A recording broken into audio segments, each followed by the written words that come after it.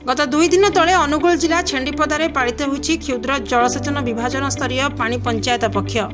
एथिरे मुख्य अतिथि भावे विधायक अनुगुल श्रीजुक्त प्रताप चंद्र प्रधान और विधायक छेंडीपदा श्रीजुक्त अगस्ती बेहेरा जोगदेई पानी पंचायतर कार्य उपकारिता संबंध में प्रणिपात करथिले। एथिसहित ଏହି बैठक में अवसरप्राप्त अधीक्षण जंत्री श्री रविशंकर दास पानी पंचायतर उपकारिता संबंध में आलोकपात करथिले।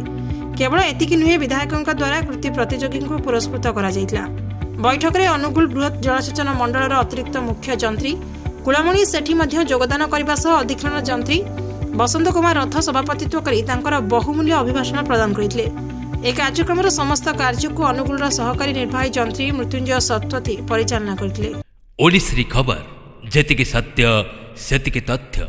अधिक खबर जानिबा पई आम चैनल को लाइक शेयर और सब्सक्राइब करने को भूलिबे नहीं।